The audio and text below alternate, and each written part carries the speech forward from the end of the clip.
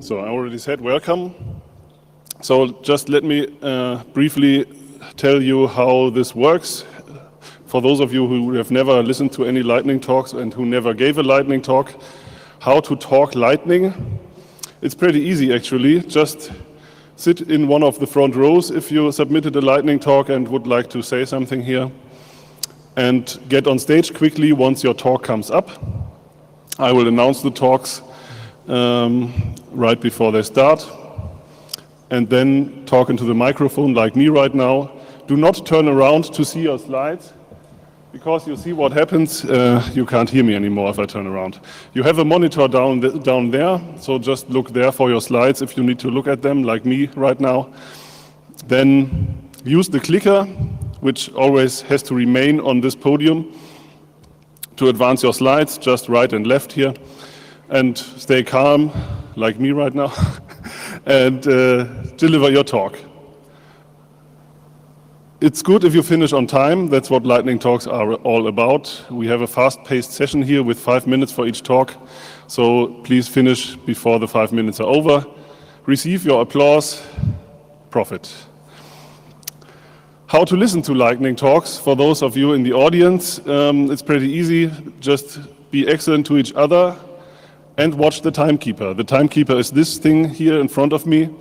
Can you see it from down there? Can you see it? Yeah, okay. So watch the timekeeper, because this one helps us to check if the 5 minutes are over or not. Alex, would you like to say something about it? Yes, just a few words. It's very easy to use.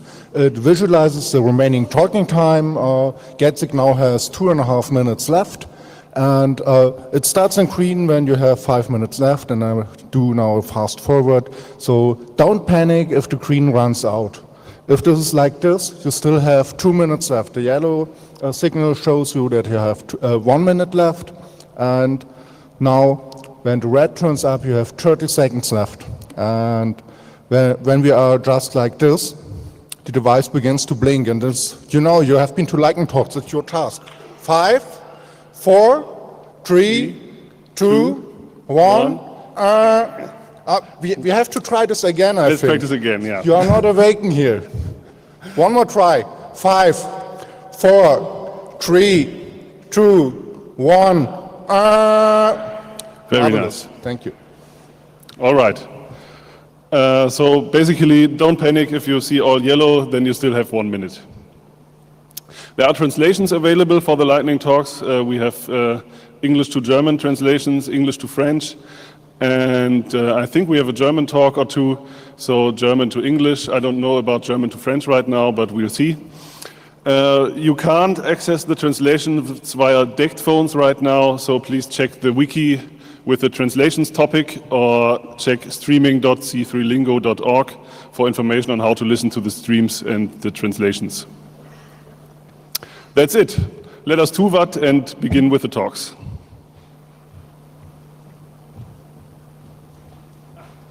Yeah, the clicker, please. Yeah, one more thing. Please let the keeper let the clicker on this podium.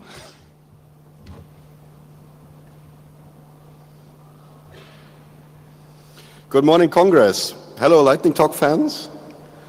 Hopefully we will get the slides somewhere soon. No hurries, early morning still. Good morning. So, earlier this year, Sir Tim Berners-Lee did a call for action with quite some urgency, because he thought the internet as we know it is in danger. It is in danger because it is centralizing more and more and becoming the playground of a few huge multinational companies. One of the concerns was that we are losing control over our data. So I would like to join this call for action and help doing something again against it. And I want to introduce a software for self-hosting block microblogging engines, or a microblogging engine. And I want to talk about microblogging very briefly, my narrow use case, and then a little bit more in detail about self-hosting, actually, and finally about the software I did, my 2Watt. So microblogging, I use it mostly for tagging links I find on the internet and storing and building some knowledge archive, a little bit like Delicious was back then. And I was using the software of a great French PHP developer, which is very simple and does almost what I want, but it's not that easy to self-host no more. So why do I want to self-host? It gives me the freedom of choice. The software that runs is my choice. It gives me the freedom which data do I want to publish and what do I not want to publish. It gives me the sovereignty over which features are available and which features are not. It's dependent on the software I use. It's free of legalese. I do not have to accept any terms of conditions because I am the provider of the software. And I do not have to give up rights. So I do not have small print. I do not hand over usage rights of what I post to anybody else just because I post. And it is very much do-it-yourself. And however, it can be scary. There is some entry barrier if you know nothing about it.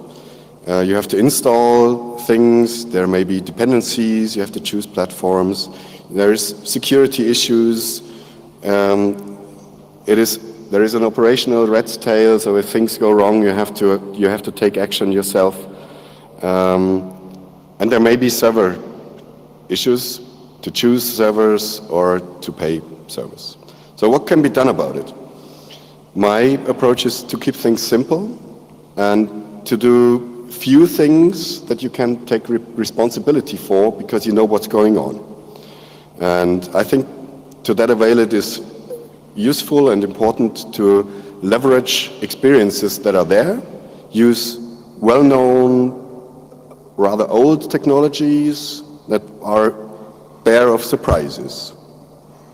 Use small code bases and have a good usability for the housekeeping tasks. So keep things up and running should be nice and easy to do.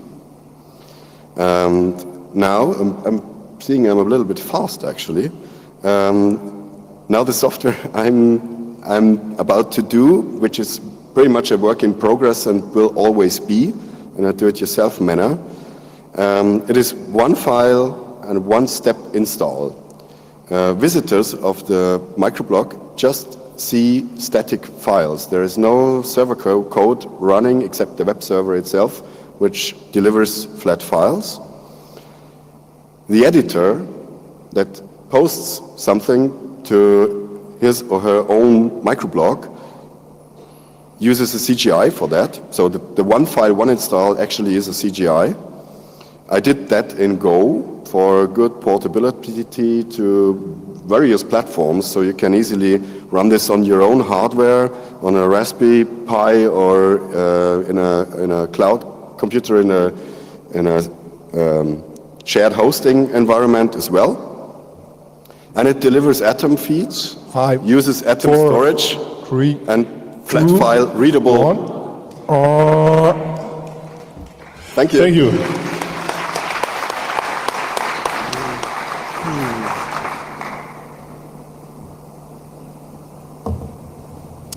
Next up is digital information for refugees, newcomers.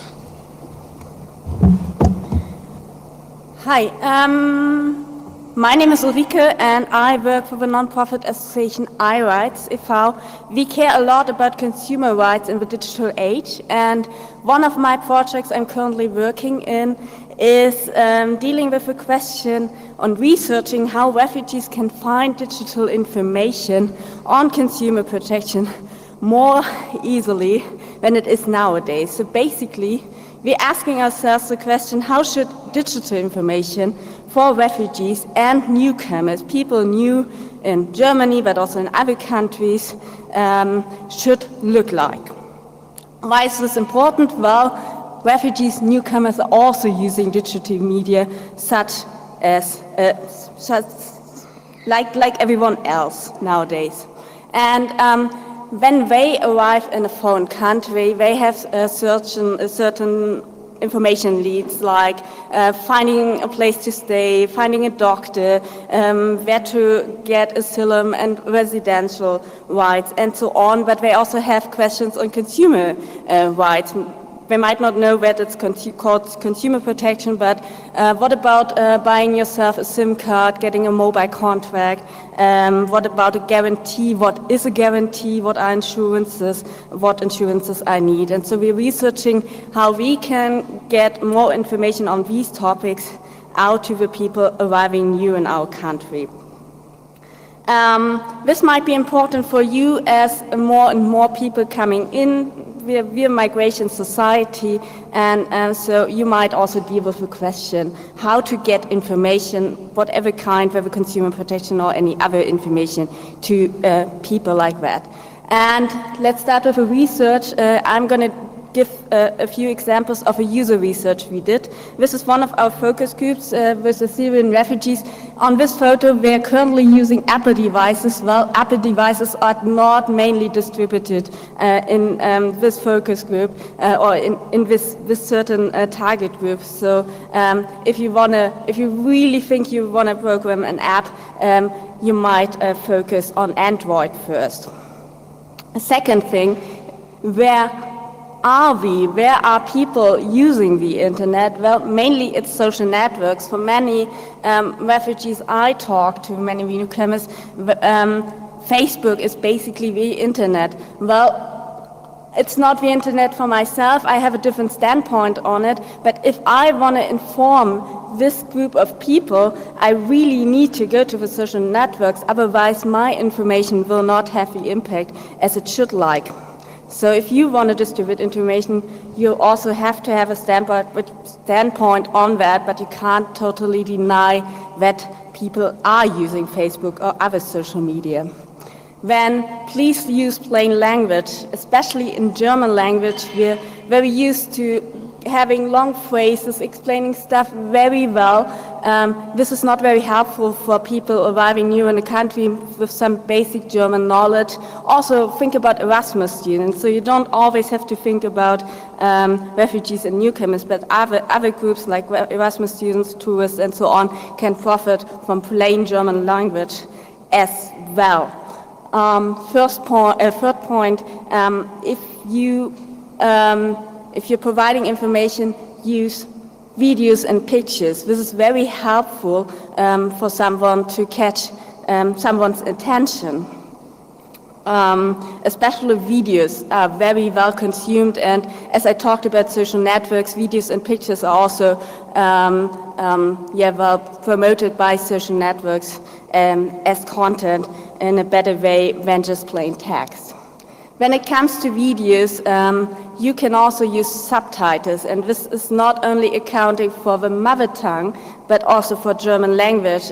We found out that many people really like to practice their German, and practicing it by German videos, and if they can find the German text underneath, they can check, well, did I understand it right or wrong, and may have a success story for themselves while consuming information. And last but not least, if you give out information, digital information, please use examples and show very clear consequences. Don't use, well, maybe, be very clear on consequences. Thanks goes out to everyone who participated in the research. I can be found at the Code for Germany example if anyone wants to talk to me afterwards. Thank you. On time. Thank you. So next up is meta container. Let me just pull this over to me.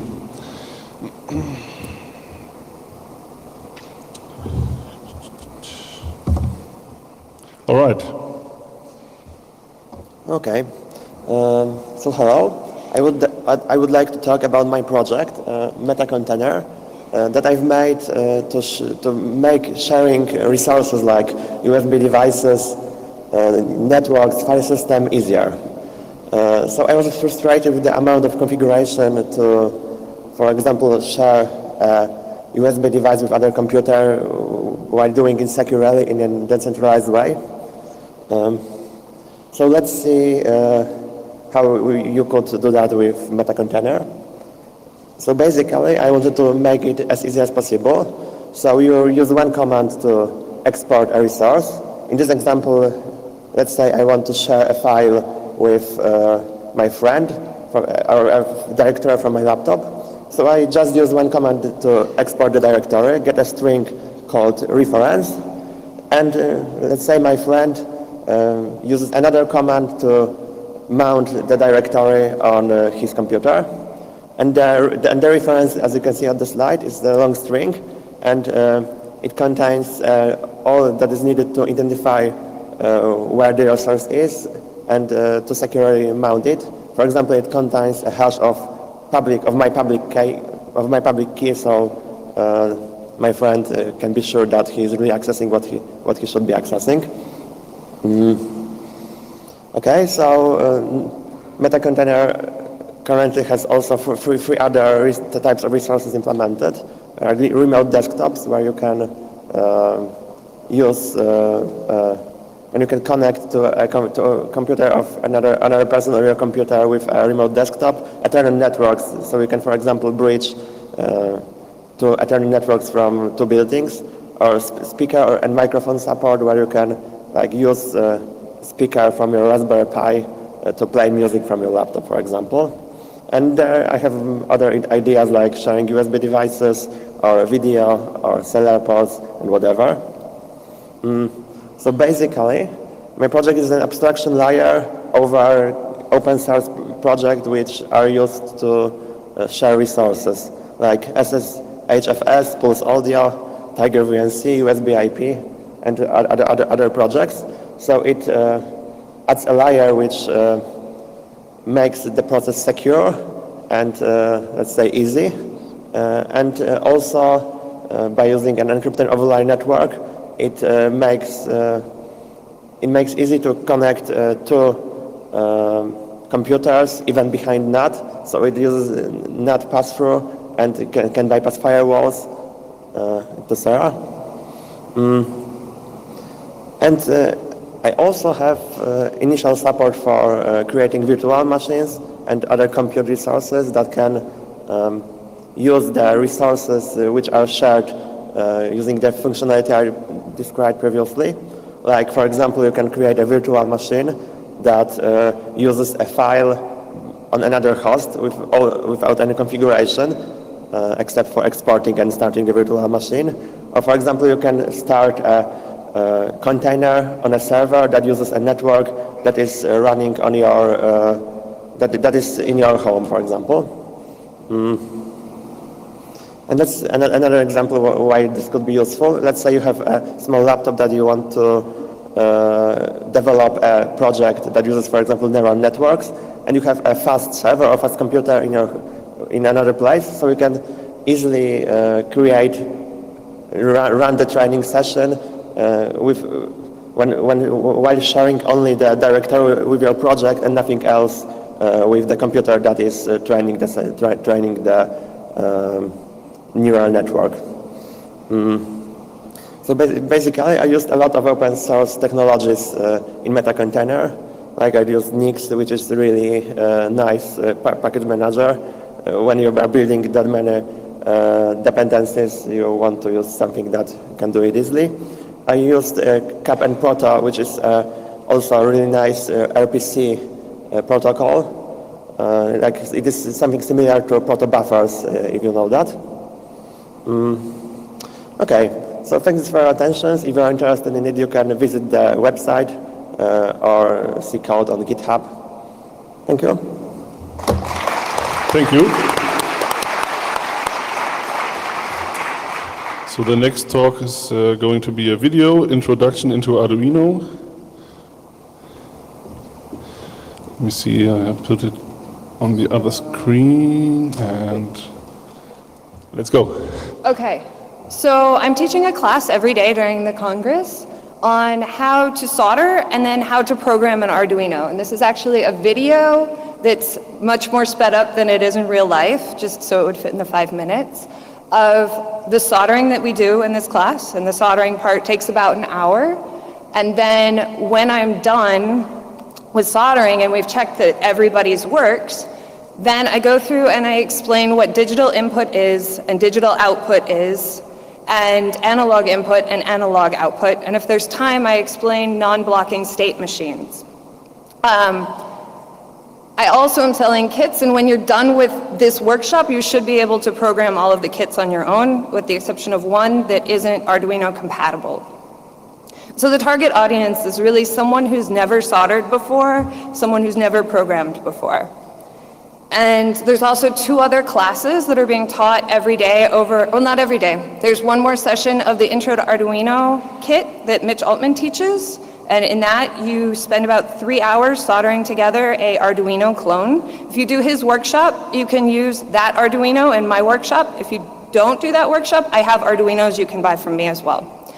And then there's another power supply surface mount workshop where you learn how to use a solder mask and solder paste and place all of the components and then heat all of the solder, so reflow the solder so that it looks like, you know, when you open your cell phone, those tiny components, when you're done with that class, you'll understand how those are all assembled. Only in industry, you use a pick and place machine for that. So yeah, that's more or less what we're doing over there, and you should come by if you want to learn how to solder, or you don't know how to program, and you want to learn how to program. So, yep, so we can watch the end of the video, and you'll see when it's done. This is actually me. The hardware hacking area is walk out this room, and then the next hall, it's the first group of tables on the left. There's a big projector, it says hardware hacking area. Right now, or in a couple of minutes probably, Mitch Altman will be starting his course. Actually, I think it's in an hour he starts his course. My course is at 5:30 every day, except the last day it's at 1 o'clock. Any other questions? Yeah. So basically, I also teach you how to unsolder things, because in general, and also Mitch will teach you that too, because invariably someone puts on a component backward or fills in a hole. Yeah. And then we test it, and the end video is testing it.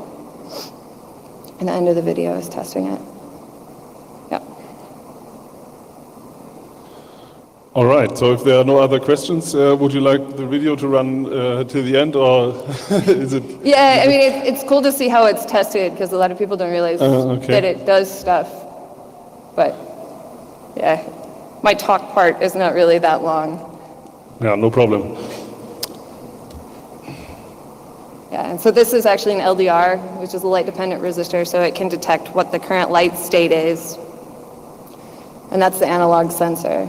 Plug it into your Arduino, and then when it's done, this is going to be the test program where it works as a nightlight, and you can change it into all these different colors because it's a RGB LED.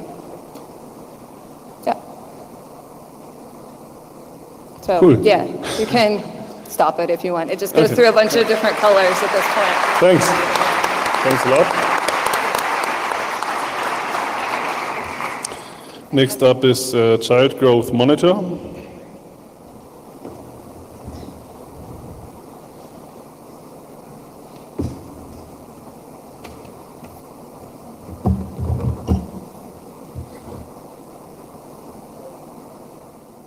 Hi, my name is Marcus, and I want to introduce you to a global problem, which is a UNICEF study from 2017 says there are 3 million children dying because of hunger every year. So malnutrition prevents the development of brain and body of over 200 million children and affects generations to come. But hunger is not simply a lack of food. It's usually a more complex problem, and at the root of it is a lack of information. So, is this child malnourished? That's not that easy to answer the question. Parents and governmental frontline workers often fail to detect even death-threatening severe malnutrition in children. Way too often, children die because they are brought to the hospital when it's already too late. In fragile countries like South Sudan and Madagascar, governments and NGOs often don't know the magnitude of crisis and where exactly help is needed. So in chronic situations, like in India, with over 40% of malnourished children, regular nutrition service of millions of children are needed. There is a standard method of measuring, but it's expensive, and even worse, it's very time-consuming. The people who do the measurement have to be experts that have to undergo regular training and exams of the capabilities to measure children precisely and accurately. So how do we detect malnutrition today? The standard system has 3 to 4 parameters. It's the age of the child, the weight, the height, and there's also the middle upper arm circumference, a rapid and cheap indicator, but prone to errors and not enough in itself. Of the 4, the biggest challenge to an accurate measurement is the height of children. Children are moving, and especially in crisis, it's very stressful for both the children and the parents if 2 people need to hold down the child to measure it against the wooden board. It is hard to read the data and to process it correctly in the field. So 1 centimeter can be the tipping point. But what if you could do a standardized measurement just with your smartphone? No additional cost, no experts needed, accurate and precise feedback in no time. That is what we are doing. We are building a mobile solution that is quick and easy to use with high accuracy, and we are doing it non-profit, publishing all source code under GPL v3. This picture is a real measurement of my son done by an early prototype. The Google Project Tango smartphones we're using do a projection of infrared dot pattern for a 3D point cloud 3 times per second. It's the same technology that is used in Microsoft Kinect and Apple's Face ID hardware. The Tango API was a foundation of Google's AR core, so if you are familiar with any of that, please come talk to me afterwards. We currently use a convolutional neural network to detect humans and their body parts in regular RGB video and automate the measuring process. And we could possibly build predictors for the weight of the child and unhealthy or even life-threatening conditions like wasting, where children lose fat, stunting, where children can't develop healthy mind, body, and overweight, which is a rising problem everywhere in the world. We are starting the first beta tests in India in March, and we'll do a pilot on 3 locations in India from April to June. In these areas, we expect 40% malnourished children and 2% with severe acute malnutrition. By simultaneously collecting data from the standardized nutrition surveys in that field, we want to feed an online machine learning system to get better results over time. So we have a budget for the pilot, 2018. We have a partner organization that are experts in the nutrition surveys. We are working on a scientific board. We have a Google Firebase backend. We have a first generation of convolutional neural network, a prototype of the app using TensorFlow and Project Tango. And we will publish the software on GitHub today under GPL v3. So we need you. We need, if you want to contribute, please contact me via email or attend the meetup today at 2 p.m. at the Fernsehturm of Seabase. And we need more people building the app, the backend and the machine learning part. Like data scientists, experts in augmented reality solutions. If you have interest in that area, if you have knowledge, if you just have time for a talk or want to contribute minutes, hours, days of your time to this, I think, very important cause, then please contact us. And we brought 6 Project Tango smartphones, just like any of the 3 teams in India will use. We also want to host discussions about, of course, the technical implementation, but also ethics and privacy issues. So thank you for your attention, and contact me. Thank you. 3, 2. Thanks.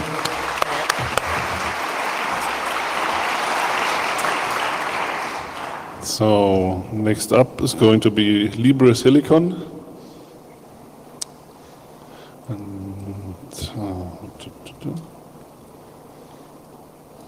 There it is.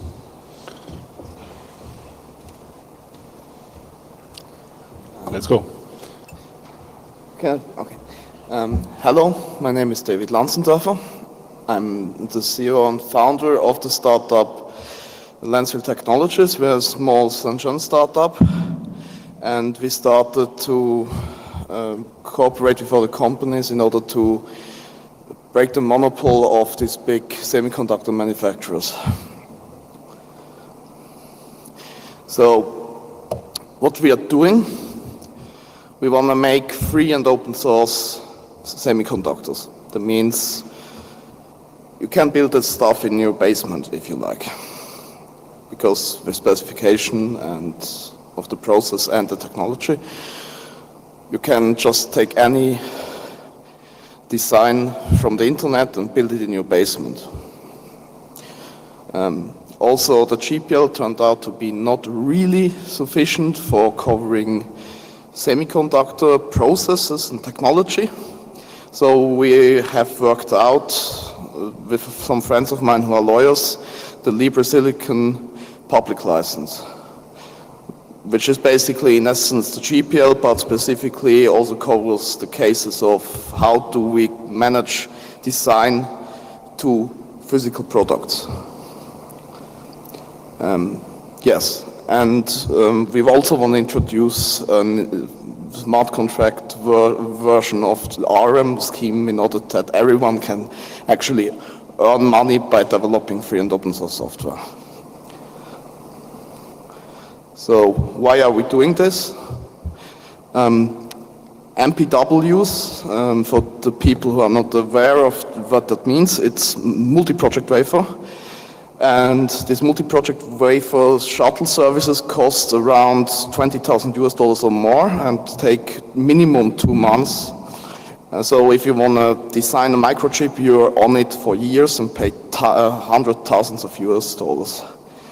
And you're not free to build your own chips at home, even though you've designed it, because you don't have the design files. And sometimes the manufacturers want NDAs from you, even for the NDAs themselves. So it's totally insane and paranoid, the market.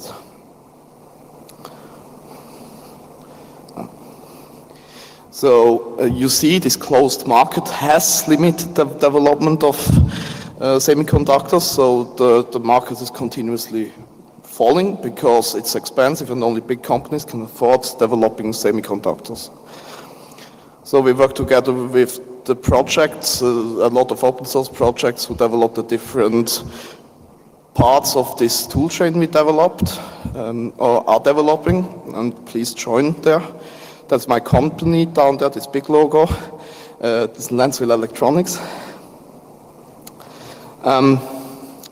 Yeah, and as I mentioned, we want to reward IP developers using a democratized, decentralized solution on any middleman system like Ethereum or whatever is available. So we're gonna rent, to make the hardware part happening, we rented out the clean room and equipment from the Hong Kong University of Science and Technology. That's pictures from when I was there recently to negotiate renting the room. And we can build basically the whole CMOS process with flash and RAM, is everything there.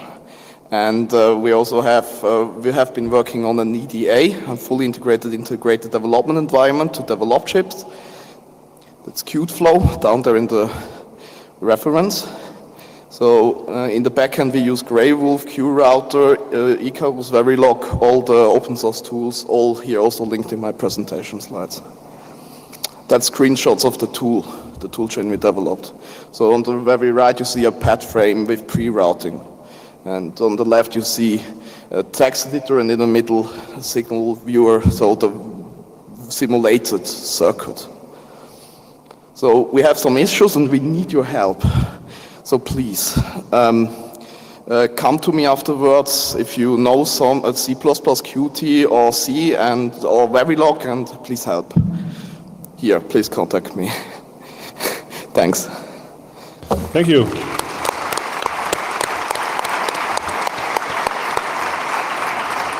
So, next up is known beacons. Where is it? known beacons Wi-Fi automatic association attack. Okay. Hello, guys. I want to start this talk by asking you a few questions. How many of you have stayed in one of the hotels mentioned on this slide? Please raise your hands. Okay. I can see most of you have. How many of you have ever set up a Chromecast device? This is a Google device that allows you to stream what you have in your mobile device on your television. I can see a few hands again. How many of you have ever visited a hotspot that belongs to a phone network? If you don't know what a phone network is, it's a kind of situation where you can share some of your bandwidth, and in exchange you can join Wi-Fi for free. Okay, I can see some. And finally, how many of you have connected to the insecure Wi-Fi network here in the Congress? Okay, I can see most of you have. So if you raise your hand, and I think most of you did, then you may be vulnerable to an attack that we call known beacon attack. What we do there is that we spawn a rogue access point that actually broadcasts dozens of beacon frames. What is a beacon frame? A beacon frame is the message that the access point is going to shout to everyone in order to announce its presence. So for example, if you open up your network manager from your mobile phone and you see 10 networks around, then there are 10 different beacon frames around. So what we're doing is spoofing, faking these messages. And we try to simulate an environment where like dozens of networks around. These networks are of popular, open, public networks. So for example, all the hotels that we mentioned earlier, phone-type networks, common ESSIDs. ESSID is the actual name of the network, like public, airport, test. We can brute force, so if you have set up a Chromecast, you probably know that in order to set it up, you need to connect to an open network that has as an ESSID Chromecast and then 4 integers that we can brute force, and many others. This dictionary is actually getting bigger and bigger thanks to the contributions of the Wi-Fi Fisher community, and the effectiveness of our attack is actually based on that. What is going to happen? So as soon as we broadcast these beacon frames, if you have the default settings, that means that you have the auto-connect flag enabled. The auto-connect flag is a special flag that allows you to connect to the Wi-Fi network. You know, you leave the area, you come back, and you see your device that has connected to the same Wi-Fi network. So we exploit this flag. And even if you have connected once in your life with that device on that network, then you will automatically connect to our rogue access point. And then we can mount further attacks. We can do data sniffing, we can present phishing pages, and so forth and so on. Someone may ask, isn't this the karma attack? The karma attack is a very famous attack that exploits the active scanning for networks that the stations have associated in the past. But this is not the karma attack. Most network managers nowadays have patched, are protected from karma because they don't do the active scanning, they do the passive scanning. They won't send probe request frames for networks that they have associated with in the past. This attack that I'm describing right now, the known beacons, exploits only the auto-connect flag. That means that even if your network manager is not sending probe request frames like that for previously connected networks, it's still vulnerable. And all network managers currently are vulnerable to this attack, except from Windows. Of course, again, the effectiveness of this attack has to do with how huge dictionary I'm going to use, and if the victim has connected to one of the networks that I have in my dictionary. So this new feature will be included in the new version of Wi-Fi Fisher, version 1.4, which is going to be released in the upcoming days. We have patched host APD for doing this. There are many new features, and I want to thank everyone who helped with this new release, and specifically the Wi-Fi Fisher core developers, Brian Smith and Anakin Tang, and everyone else, of course, who helped. That was all. Thank you very much. Thank you.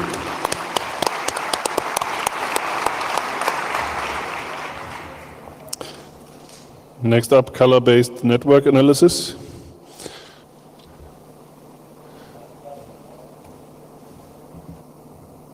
Hello everyone, good morning. My name is Florian and I want to talk to you about colors and networks. Can I start? Is there a problem? Can I start? Yeah. Okay. Listen, moving. Okay, thank you.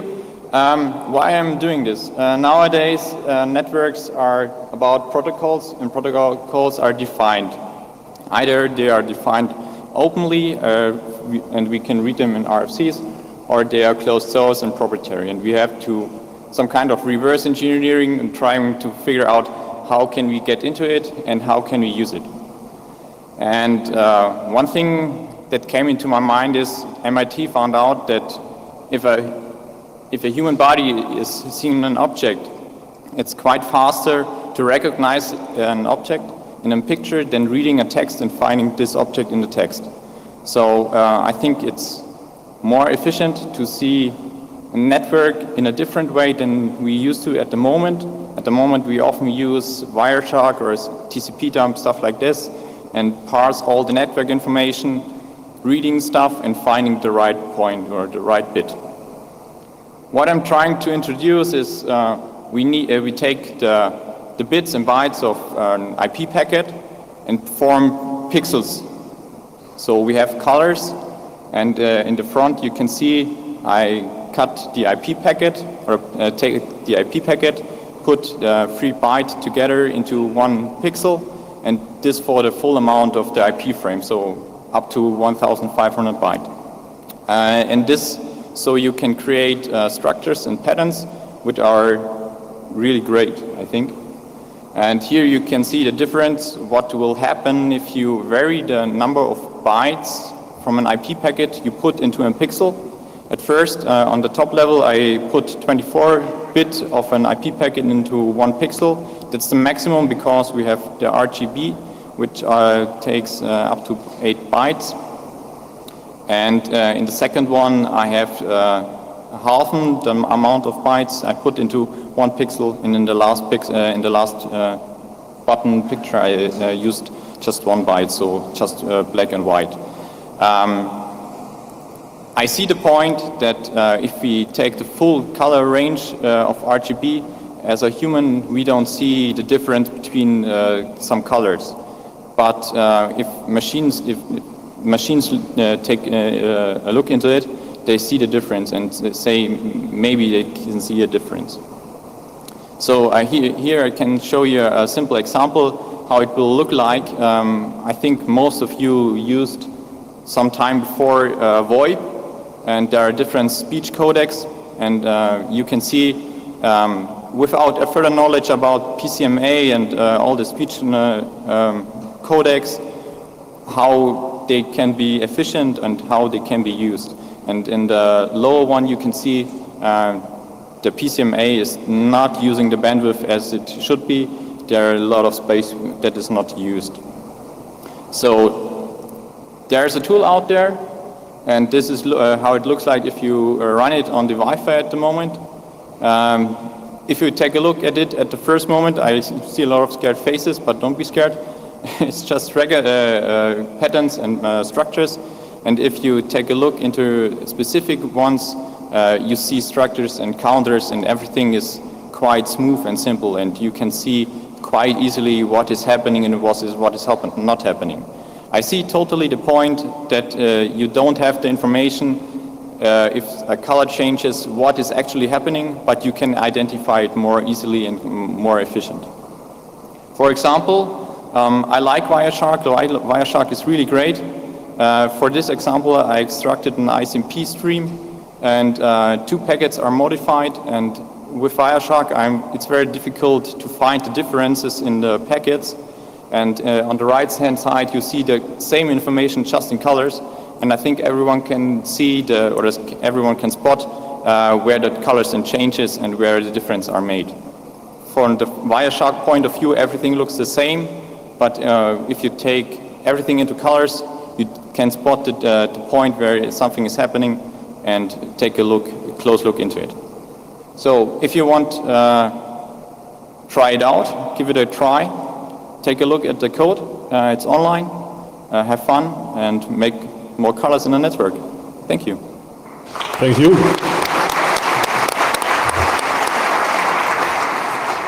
I forgot to mention we'll have a 15-minute break at 12:30, so from 12:30 to 12:45.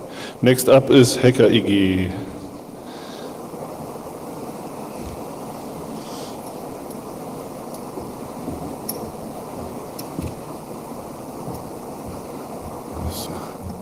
Good morning. My name is Ayuvo.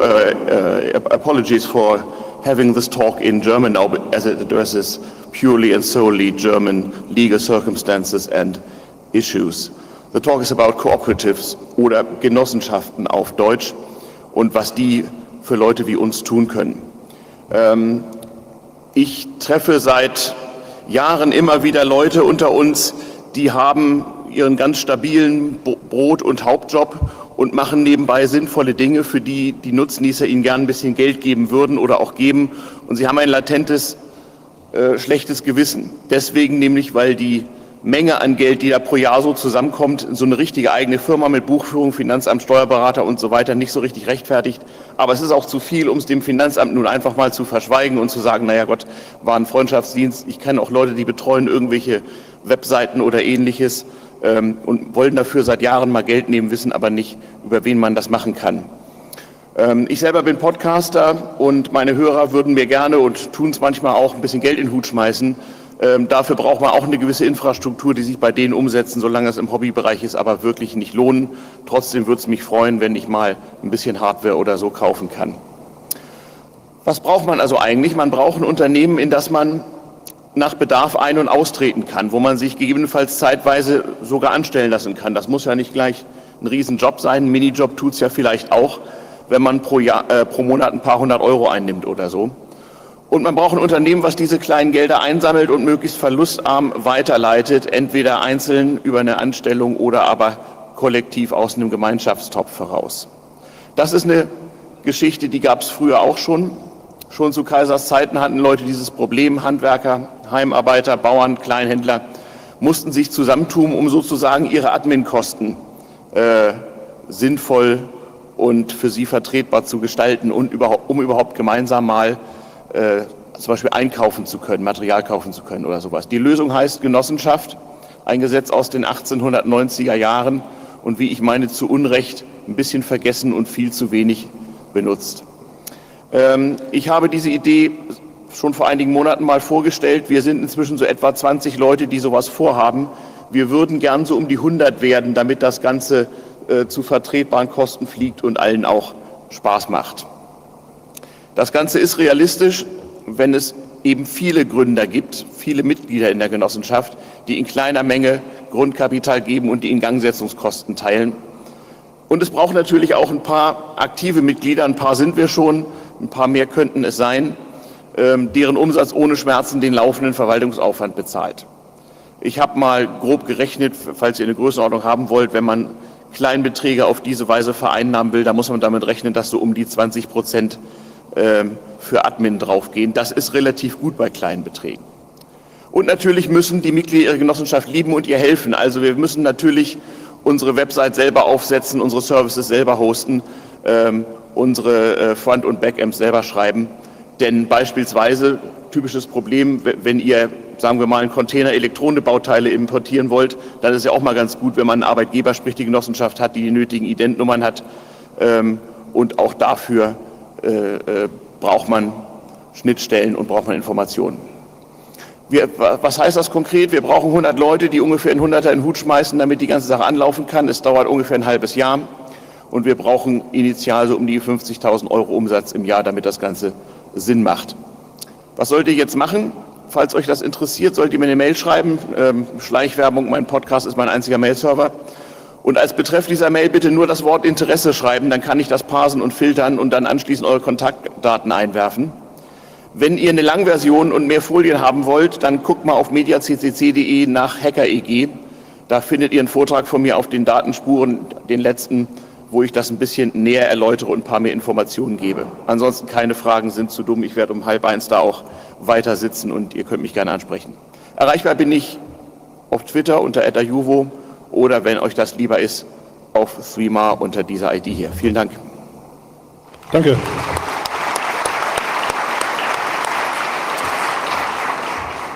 So next up is radio badge talk with their own hardware.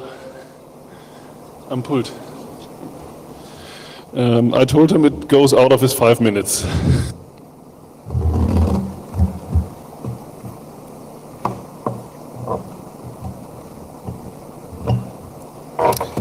Okay, so this is going to be a demo, which means we'll try to attach this computer to the output.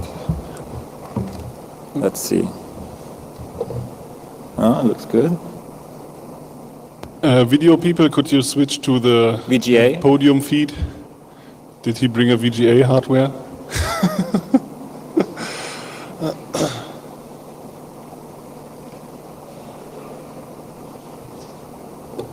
He's pointing at you. I don't know what he means.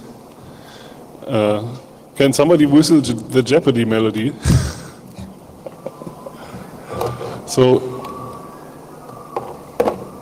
this is what happens when you bring your own hardware. I can also try the digital output. Yeah, use the digital output. Okay. Always. Digital is always better.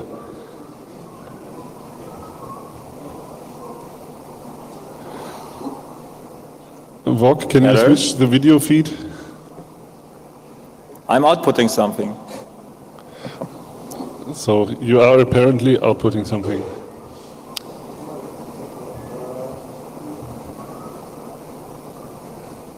I'm sorry, you can just start talking, maybe. All right, so you might remember the radio badge from last camp, and we are still developing firmware for it, and the HackerF crew has made a new feature which is high-speed frequency sweeping available for the HackerF. And I've spent some time during this summer trying to port the firmware, and today we finally got it merged into a special branch of the radio firmware, and oh yeah, all right. There you go. So here we go. This is the radio, and at 33C free, on the way back I decided, hey, let's make the radio cyber again for you guys. And we had a look, okay, HackerF has a new firmware, and this is a screenshot of it. You can sweep frequencies pretty fast. It's actually implemented inside the firmware of the HackerF to allow fast changing of the tuned frequency and then display a power spectrum on the PC. So we've added this to the firmware as a special program made called Q-Spectrum Analyzer. It knows the HackerF and it therefore also knows the radio. And if you add the right firmware to your radio, you can use that. It's in the Opera merge branch at the moment because that's one of the features that the HackerF is also adding. It requires a CPLD update of your radio. Check the HackerF documentation how to do that. And ideally, you do a clean checkout of the firmware first to build it. And now we can have a look if this works. So I've already programmed it. And if you launch Q-Spectrum Analyzer, you've got frequency selection, start and stop. And if you say start, okay, this is now coming live from the radio over here. This is the Wi-Fi frequency band. You can see at 2.4 gigahertz it starts going, and then at 2.48 gigahertz there's a sudden drop, and that's where Wi-Fi ends. The upper 20 megahertz over here are not used. So this is a 100 megahertz span, and it's pretty fast. We can also have a look at maybe some frequencies which are related to GSM, from 800 megahertz to 1,000 megahertz maybe, so that's a 200 megahertz span. It's a little bit slower here. In the Wi-Fi frequency region, we have a much faster scanning rate than in the other frequency regions. But you can see over here, there's obviously some GSM activity going on, this one probably too. And if you reduce the frequency span, let's say from around 800 to 900, you get a little bit more speed. Right. So we're scanning around 1 gigahertz per second. The HackerF can do, I think, around 6 gigahertz per second. Still working on making this faster, but it's pretty good already, and it gives you a nice overview over the spectrum. And you can do arbitrary large ranges here. So you can go, let's say, from 100 megahertz to 2,700 megahertz, 2,600. And it gets slower, so this will take around 2 to 3 seconds now to complete, but you can get an overview like with a real spectrum analyzer of what's going on around here. All right, thank you very much. And the HackerF guys are also doing nice USB snooping attacks using their new board. And the radio actually has 2 USB ports, don't forget that. If anyone wants to support that, we would be very happy. Thanks. Thank you. Thank you. There's going to be another talk with their own hardware, so we'll see how the setup works there. It's about hacking a piano.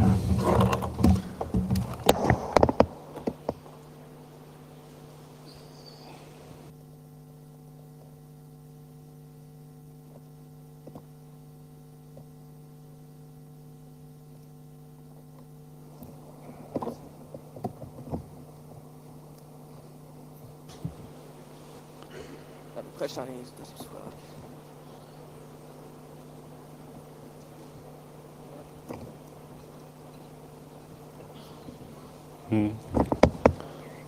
All right, there we go. Hi. Oh, hi. Yo. Let's go. Okay, sorry. Yo, my name is Gonify, and this is my piano. Well, not exactly. This is the entire piano, but this is the electronic board. I thought, like, a few months ago, well, this is piano, it's nice. It has a USB port, and you can do pretty much whatever you like with an USB port. So I decided, why not try to hack it and take control of one computer with it? So, I'm just going to demo you. I'm not going to touch anything, just change to another screen. And just plug it in. It's actually supposed to do audio right now, but the audio doesn't seem to work. Too bad. It was supposed to actually play the Flintstones, anyways. And, well, basically, a while ago, you had, like a month ago, you had 13 USB kernel exploits that got out in October for the Linux kernel. Most of those are denial of services, are basically, well, you have use after freeze, you have memory corruption, etc. I didn't have the time to look at them, but what I can tell is that you could pretty much exploit one of them with piano and get to a kernel exploit using a piano to kernel exploit. Some luckily to me. And finally, I made a video about the subject on how I actually hack this piano. The update system basically compares just 2 strings to check if the update is correct. So you can pretty much have your own update through USB, doesn't even need the date tag. And it makes no sense. It's actually fairly easy, but if you want to see how I actually did that and how it works inside out, or an introduction to hardware hacking, well, you can check this video. Another note, it actually makes no sense. This piano actually makes no sense. So, like, you have access to the date tag, to the firmware through the date tag, so don't try to apply it to any subject. I tried to give a broad overview, but please just research your subject if you want to do hardware hacking. Thanks, and Dewek, if you're here. Have a nice day, and see you later.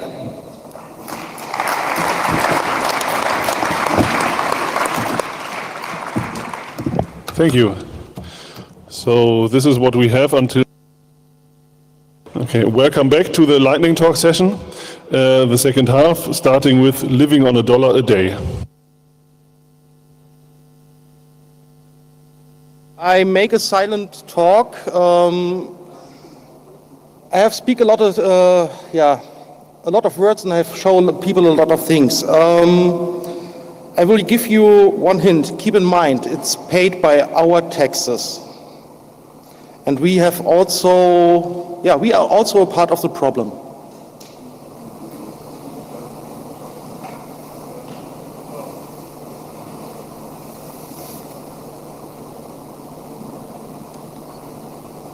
Ein stiller Talk. Es ist ein stiller Talk.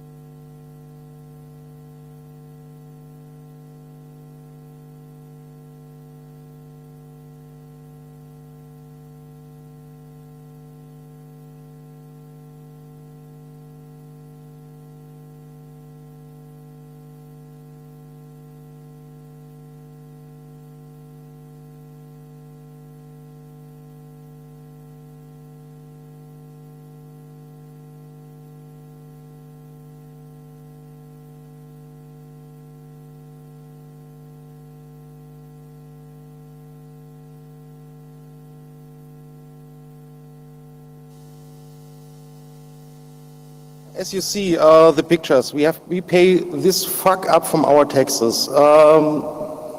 We are heard in the world. We are hackers. We can do something. Please help to stop to waste Africa. Many, many thanks.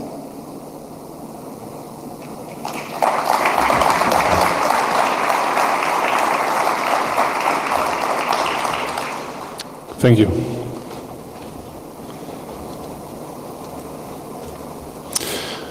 So next up, one of the usual suspects of lightning talk sessions, TDRM. Good morning. I'd like to talk about TDRM, the Tihange Dual Radiation Monitoring System. I gave a similar talk last year, and I will give you a brief recap. Tihange and Dual are two nuclear power plants closely to where I live in Aachen, and they've had several outages and have faults, fissures. And this is of great concern to us because in case of radioactive fallout, not only Aachen but entire North Rhine-Westphalia is in danger. We decided to play a part in making our region safer by providing sensors. These are distributed in strategic locations around the power plants, and we get measurements of radiation. So, what's new? First of all, it's not just us. There are several other organizations that play a part in protesting against these power plants. For example, here you can see a human chain from 50,000 people from 3 countries. Or the projection of the message, "Stop Tihange and Dual," onto the nuclear power plant's tower. Also the usual things, posters, protests, what have you. So what did we do? First of all, we decided to improve our website, to reach out to more people, to make the data easier to interpret, easier to read. We had a project with students from the Faculty of Media of the University of Applied Sciences in Düsseldorf that created a web app that not only shows you information and details, but also measurements of the radiation that you can interpret at first glance. How did we get these measurements? At first we used PyGI boards, so Geiger-Müller tubes and a Raspberry Pi. These had some problems due to the high voltage supply, so we decided to switch to semiconductors, which are unfortunately more expensive and less accurate.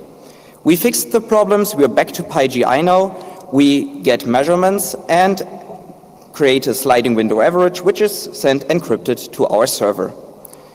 Earlier this year, some physics students approached us. They're building a highly sensitive gamma sensor. This sensor can distinguish different levels of energy and thus allows us to recognize different isotopes. It's a work in progress, there are prototypes, and we're looking forward to use these new sensors. So, what happens with the data?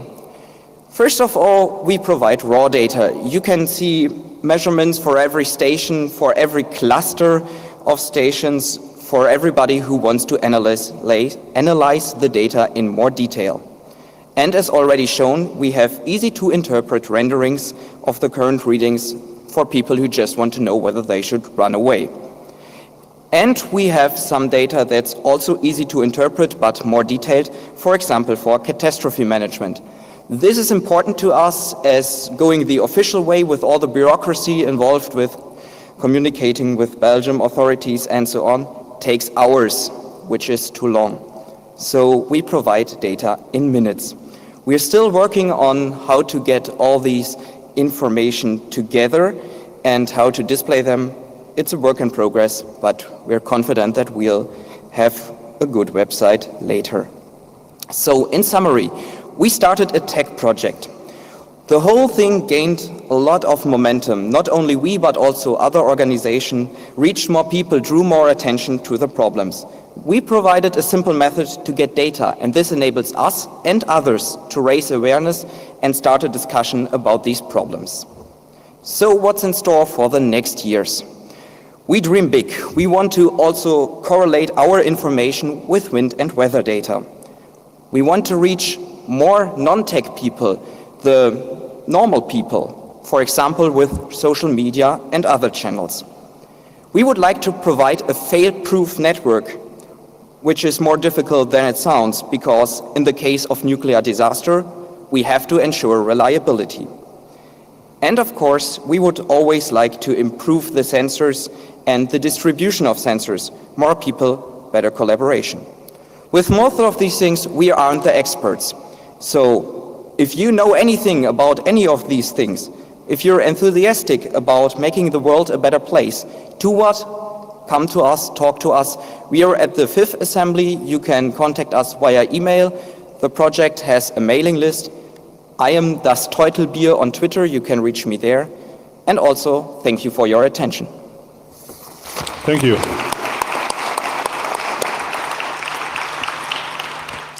Next up, the story of EduRoam,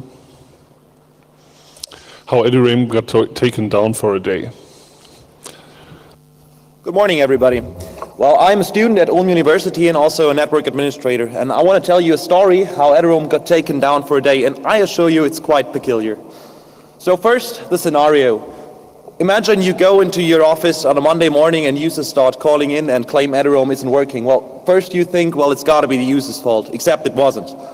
EduRoam somehow had stopped working over the weekend, and I want to invite you on the journey and how we fought the issue and how we fixed it. Well, the first thing you do is you try to associate your own client with EduRoam and see if it's working and what's not working, if anything is going wrong. And what we found was that we were not getting an IP address. So of course it's got to be the DHCP server, ain't it? Well, except it's a little bit strange because actually we monitor our DHCP server quite closely and we didn't notice anything strange happening. So it was not the DHCP server. We logged in on the box and we didn't see anything wrong with it. So we started sniffing the network and hoped that maybe we find the issue there. And I'm sure you all have seen such a Wireshark trace, but before we analyze this, I want to give you a quick reminder on how DHCP works. If a client joins a network, it basically shouts into the network via broadcast, hey, is anybody there? Can anybody give me an IP address and some information on the network and whatnot? To which a server replies with an offer. So basically it says, hey, you can have this IP address, take these settings and whatnot. And this is followed by the requests, where the client requests this specific IP address and the whole thing is concluded by an acknowledged. So what do we see here? Well, at the marker we see a DHCP discover. We see it twice, strangely, but there's the offer missing. So something is going on in the network. Strangely enough, when we did the same sniffing at the DHCP server side, we saw that the DHCP server received all discovers, sent out all the offers, but the offers never reached the client. So at this point you start to sweat as a network administrator because obviously what is going on? What is going on? You don't know. So what we did was, actually, well, this is another slide where I can show you again. The offer was missing. It was not received by the client. We had to trace the way of a packet, and this is very short. We did a lot of things to actually find out where the packets were going. If you're interested in how we did it and how we correlated all the forwarding databases entries and so on, you can visit me at the Open Knowledge Foundation assembly. When we trace the packet, well, first a quick word on our network. We have a highly redundant structure in our university with about 1,400 switches. Everything is redundant and connected into loops. So obviously we have to use spanning tree protocol to ensure that there are no loops in the network and only one path is active. And as you can see here, there are multiple distribution switches, and then at some point there are access switches where the clients are connected. So what happened was that when the DHCP server that you see over here sent its offer, it should go the red way to the cell phone down here. But for some reason it was not going that way, and it was received by a totally different port where I drew this little cloud. Now the first thing you do is go to the office where this port is located and have a look what's on this port. And this thing was on this port, so this looks quite interesting.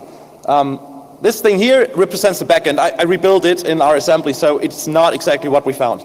But this thing here is the backend. We had a Netgear switch, and there we have a disassembled Cisco access point that we wanted to fix because we don't have support contracts for them anymore. What happened is that we didn't know what to do next. But then one of our colleagues had a closer look at the whole thing, and what you notice is that this access point is not powered. Well, there's no power cord connected to it. This is not a power over Ethernet switch, so actually it should be fine. Except it wasn't. Because when you take a closer look at the Netgear switch, you notice the port was up. So how the hell can that happen? Well, it's quite easy. The Netgear switch obviously or apparently has a mask shielding problem. So over the shielding of the Ethernet cable and the voltage supplied by the data lines, the access point got powered up. But it got not powered up entirely. So what happened was that the network chip on the access point got pulled slightly up, which caused all of its inputs go to a high impedance state, which caused it to reflect all incoming network packets. So this little switch here negotiated a 100 Mbit link with itself. So I talked about spanning tree first. Usually, if you have a packet reflection in your network going on, spanning tree notices the whole thing and blocks the connection. Except on this port, we used it for testing purposes and disabled the whole thing a few months ago. So you see, the whole thing was quite peculiar. What happened? Well, the client sends a DHCP discover. To this point, everything's working fine. The discover reached the DHCP server. At the same time, the discover reached the access point. The access point reflected the whole thing, while the DHCP server wasn't processing the packet. And this caused, because of the reflection, it was the same source MAC address that all forwarding database entries in all switches in our university flipped to this one peculiar port, and all answers were going to this port. And this is how Ethereum got taken down for a day by an access point that had no power. Thank you. Thank you.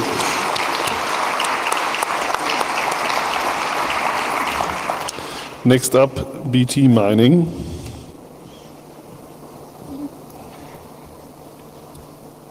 Or data mining in the parliament. Okay, hi everyone. I'm going to be briefly talking about a data set in search of a problem that it wants to solve.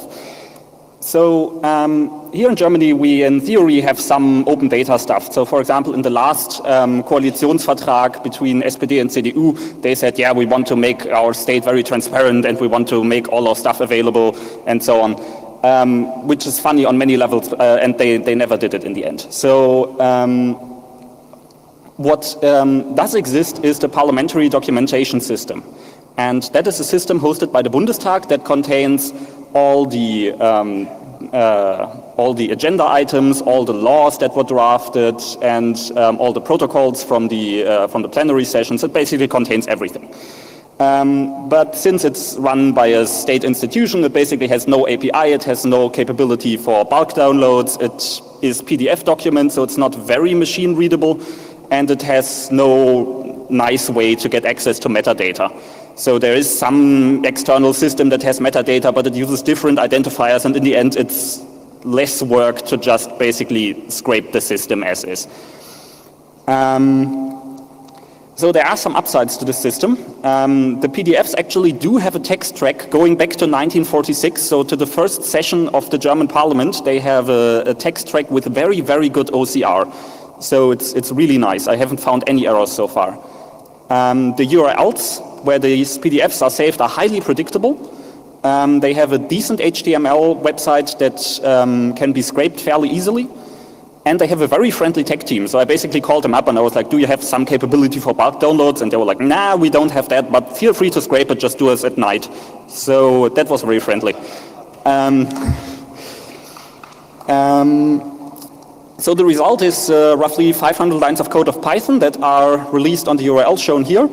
I downloaded about 19,000 kleine Anfragen, which is for the people not from Germany, where a political party can ask the government a question and the government has to answer within a certain time frame. Then there are around 10,000 draft laws, 4,000 plenary protocol, and in total about 130,000 documents. 76 gigabytes as PDF, and I think I deleted the .txt version by now, but yeah. I also, for good measure, just put a backup of everything on archive.org just in case our democracy ever goes missing, and then we'll have a backup. So what's next? I have no idea what I'm doing. So I have no idea about machine learning, I have no idea about text mining. I think there could be some really cool things you could do with this data set, but I don't have the skill set. So that's why I'm here.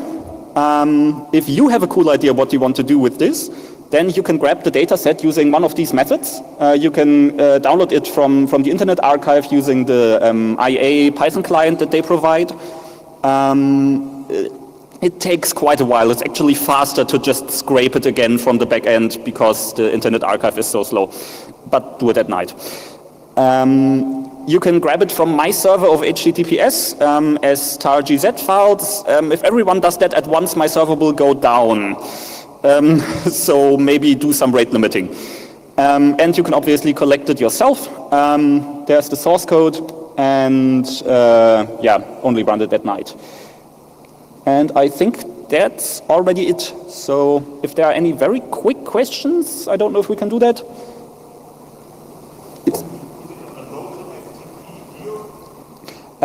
I can't do it because I don't have the space on my laptop for this right now. But if someone wants to do it and send me the information, I can tweet it out on @malexmave on Twitter. So MALEXMAVE. I forgot to put it on the slides apparently. Okay, great. And I'll put the link on the URL there, the morvelcommuter.de.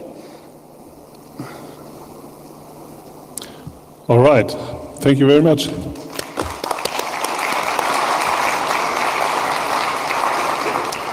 Next up is Imperfect VR.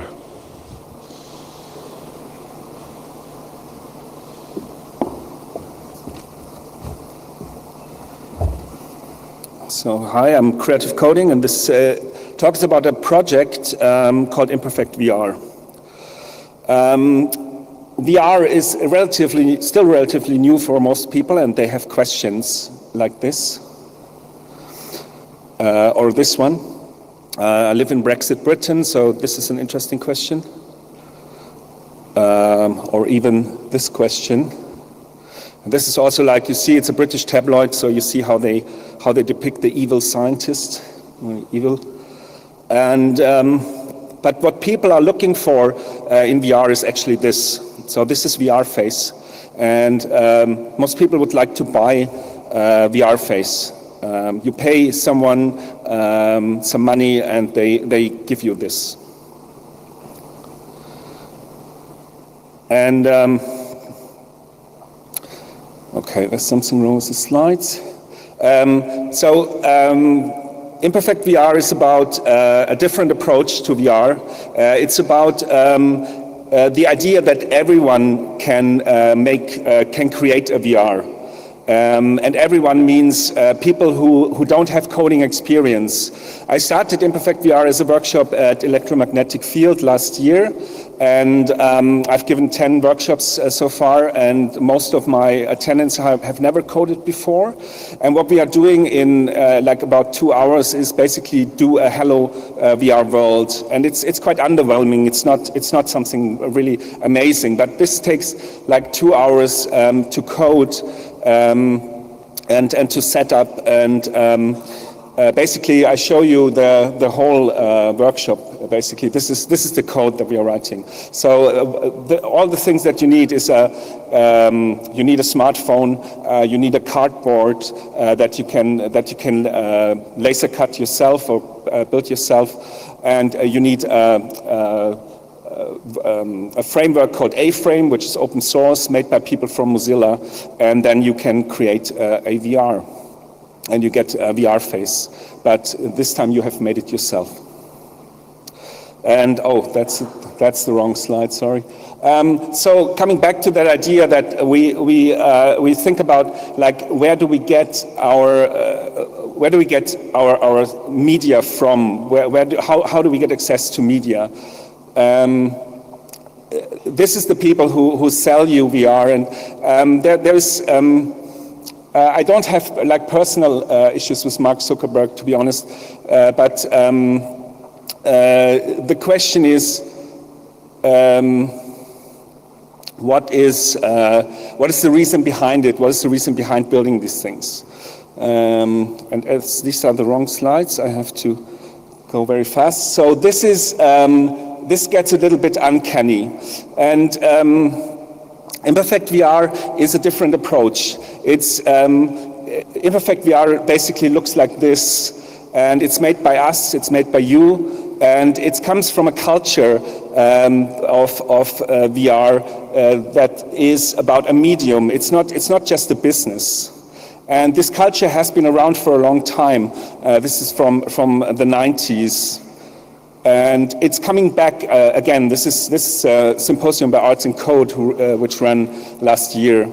There are artists like Jeremy Bailey and Tim Seeger, and there's glitch art. There's a scene who uses glitch art in VR. This is Hyphen Lab, another strong voice in this field. And this is Jane Gauntlet, and this is Be Another Lab. And this is Thorsten and Sarah Lisa Vogel was disconnected. Thorsten spent 48 hours in VR. This is the Dream Machine by Brian Giesin. It produces flicker, so you get your own virtual reality. And Haptic Field by Chris Salter, a Marshmallow Laser Feast, The Constitute, Tab Phobos, and this is a weird sense hacking experiment. So, to wrap it up, it's our choice.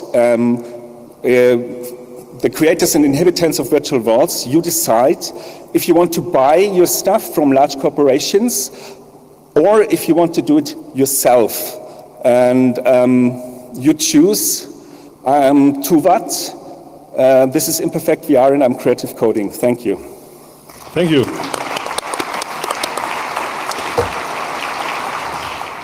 Next up is Viper on Rexus.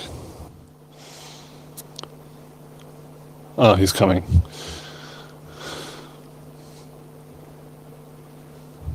All right, let's go.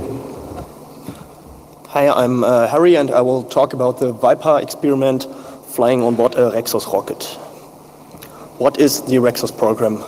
Rexus means Rocket Experiments for University Students, and it is a program by DLR and SNSB, the German and the Swedish Space Administration, and it provides the possibility for students to build a space project with a full project cycle, about 1.5 years from the first proposal over reviews and documentation and so on to the rocket launch. The rocket itself, it has a mass of 450 kilogram and a apogee of 90 kilometers. So it provides around 2 or 3 minutes of time for experiments in microgravity. And it has just a payload of 55 kilograms. So yeah, there's space for around 5 small experiments. Yeah, it will start from the European Space and Sounding Rocket Range, S-Range. It is in Kiruna, northern Sweden. Our rocket will start in March 2018. Our concrete experiment, Viper. The project, it means vaporizing ice penetration experiment on a rocket. And yeah, we penetrate into ice under low pressure and low gravity environment and want to collect some data about the ice mating about this ice mating process. There are a few interesting things because below 6 millibar of pressure there is no liquid phase, so the ice will sublimate or vaporize instantly if you melt into it. Yeah, we have some research groups doing numerical simulations on this process, and we want to collect the data to verify those simulations. These are common conditions in space applications, and we use this to simulate Enceladus-like environment. But what is Enceladus? Let's have a look.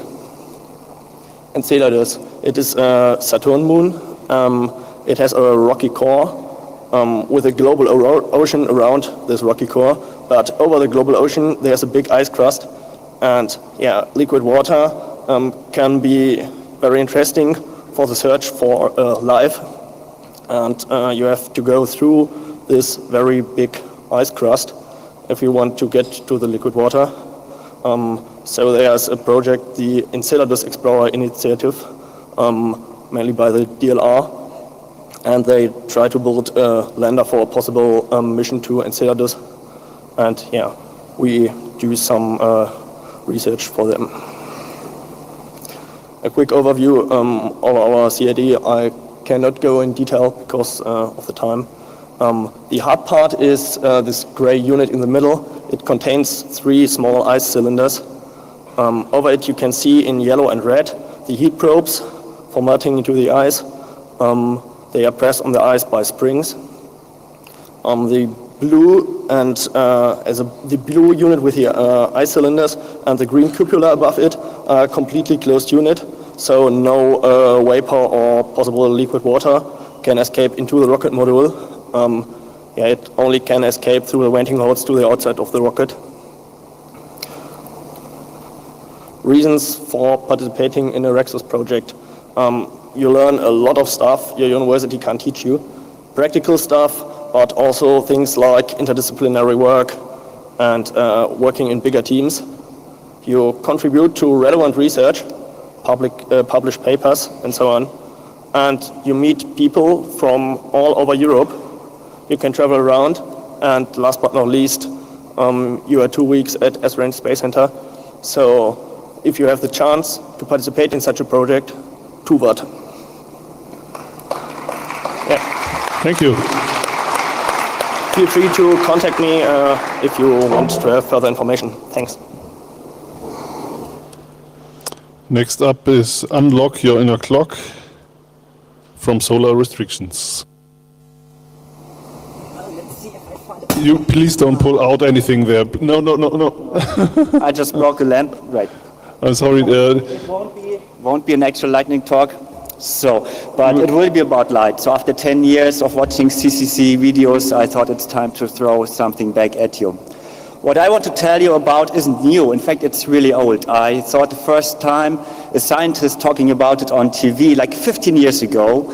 And studies itself took place in like the 80s. So yeah, that's not new. I've been preaching about it to everybody I see. And it's getting a little bit more traction lately, but still people do not use this kind of energy source to their full potential. So here's the thing, really quick. Have you ever wondered why people sleep at night and are active at the day? Some of you might think, well, isn't it the other way around?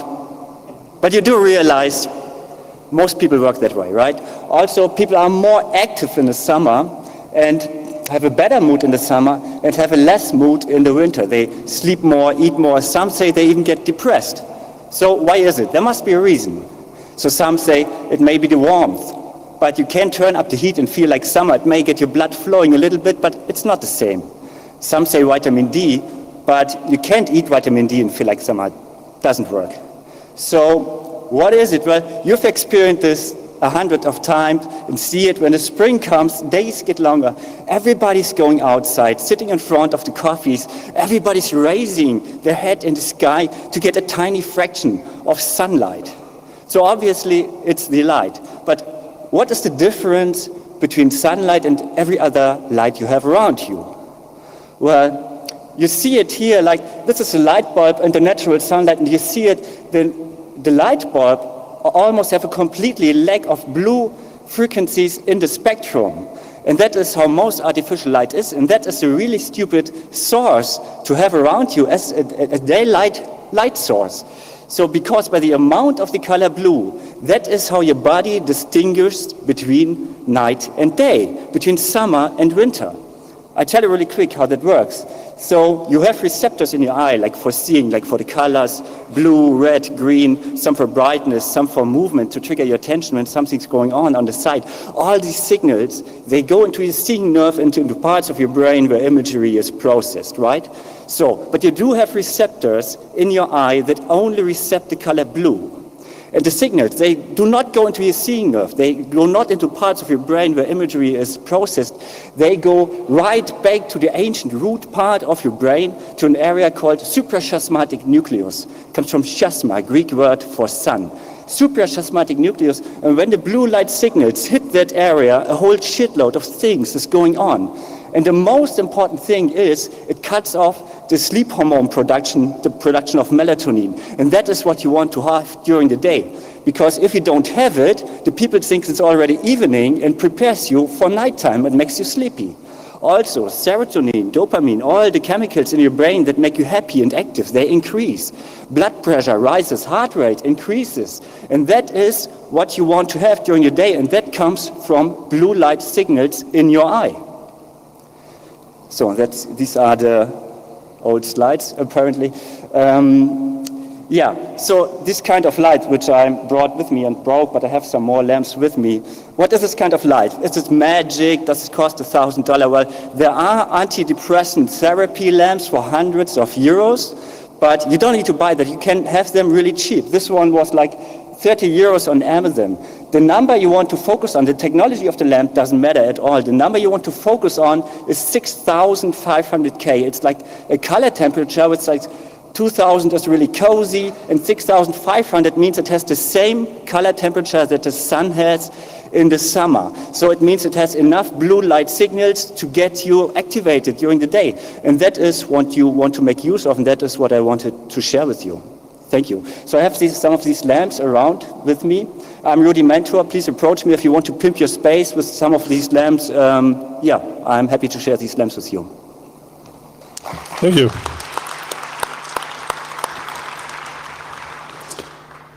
Next up, how to avoid headhunters.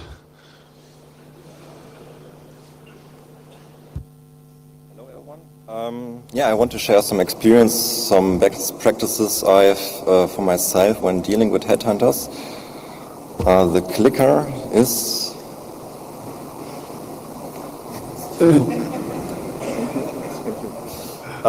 First, quick poll at the start. Who of you has encountered contact with a headhunter ever? Like LinkedIn or Xing, they're also called Personalvermittler or recruiter. Okay, approximately 10%, I would say. And who of you actually got his current job via a headhunter? That would be interesting. 1, 2, 3, 4. Okay, interesting. Well, first have a look what a headhunter actually does. Well, it's pretty straightforward. He wants to earn money. That's nothing bad. And basically, he builds a big database out of job vacations and applicants. Applicants are found, well, via business platforms and similar. And then he goes to the employer and shows him his applicants, which has the best match. And he tries to earn money, well, basically through several services and of course via a signed contract at the end. There are different motivations depending on the point of view. At the headhunter, of course, he wants to earn money. The most money is made via a signed contract, which is approximately 30% of a 1-year salary, which can be quite much, how we will see. The applicant, of course, he wants to have a fast application. He wants to have the job. There are some lies often told by headhunters I want to go into at this point. And the employer, of course, he wants to have an applicant most times for jobs where you can not find that easily applicant because they're very rare. So this seems like a triple win situation. So everyone gets what he wants. Everybody is happy, but only at the first glance. At the second glance, you will see there are some problems. And TLDR, you as an applicant decrease your chances to get the job because of higher fees for the employer, and those can be quite big. Here we have a scenario with 3 applicants. The first one applies without a headhunter, and we got 2 with the headhunter. There's a minor gap at the matching.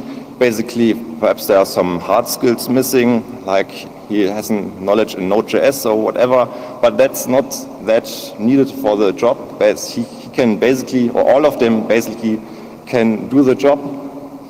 And please get closer to the mic because we already get feedback. Oh, okay, thanks.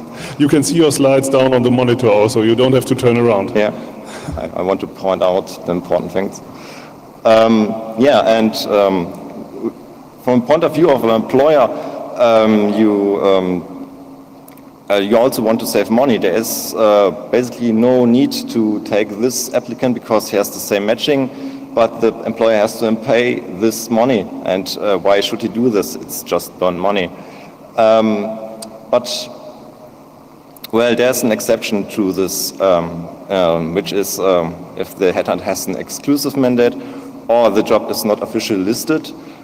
which means this applicant vanishes and only those applicants are left over. So the chances are again equal, and it should be okay to take a headhunter. I made a nice action diagram which I follow when encountering contact with the headhunter, which can be downloaded at the following URL. It's pretty self-explanatory, self-explaining, so I won't go into at this point. Yeah, thank you for your attention and have a nice Congress. Thank you.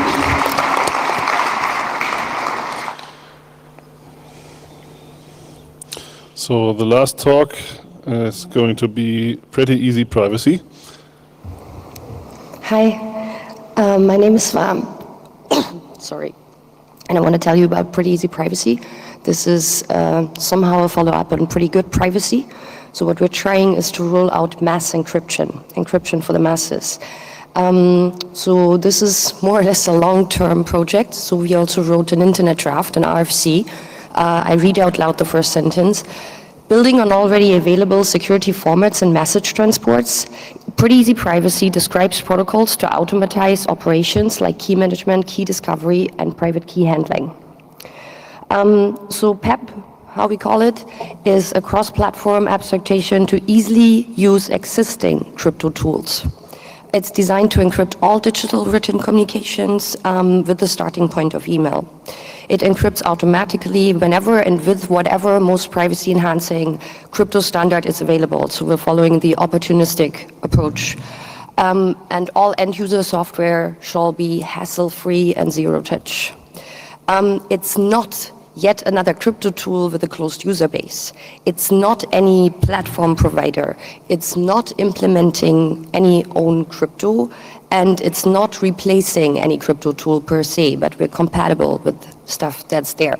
It's also not just an email encryption tool, even though that this is the beginning. This is how we start. So at the moment, it's just an email encryption tool. Yeah, we want to roll out mass encryption to optimize the costs of mass surveillance.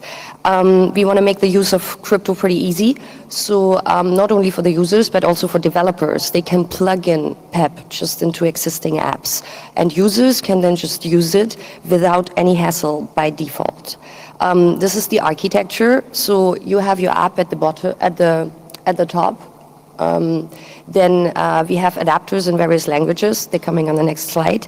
And then with this adapter, you plug in the engine, and the engine knows about the crypto so the adapters is kind of bindings for the engine API. So the engine knows about the transport protocols, about the different crypto standards that are there. And then as a developer, you only have to care for the interface between your app and the adapter. And if any crypto breaks or something, then we fix the engine. The engine is code audited and open source for sure. Yeah, this is the list of adapters. So we try to have everything like JNI for Java, C hash for Windows stuff, JSON, Object-C for iOS and stuff. Yeah, Python, C++. And this is what it does at the moment. It handles OpenPGP and S/MIME without any hassle for the user. So it automatically encrypts. It encrypts the subject in line. There's no key management needed. There's no key server or any other centralized infrastructure. Fingerprints we translate into trust words. We have an opt-in passphrase, and the header is encrypted and obfuscated. And we have a sync protocol. This is the trust words instead of fingerprints. And this is the sync. So you sync your keys, contacts, and calendar over various devices with your own devices. We're using IMAP for that. So actually you sync not over the cloud, which is just other people's computers, but your own computers. We're trying to do everything right, so it's end-to-end, it's peer-to-peer, there's no centralized infrastructure, any closed service, and it's free software with code audits. We want to be compatible with multiple crypto technologies, so at the moment it's PGP, S/MIME, and GPT. And there's going to be OTR and OMEMO and axolotl and what else is there. Same with message transports. At the moment it's SMTP, Exchange and that stuff, but we also want to go for XMPP and even SMS and stuff. Multiple platforms, multiple languages. But content encryption is not everything. I think this audience knows this very well. So in the future, when those guys are ready, we also want to pipe everything through GNU-net. If you don't know about GNU-net, check it out. They're also here in Hall 2 having an assembly. GNU-net is a mesh routing layer designed to replace the old insecure internet protocol stack. You know, this is all from the 70s, so we need to have, nowadays internet. So PEP does what the user would want to do.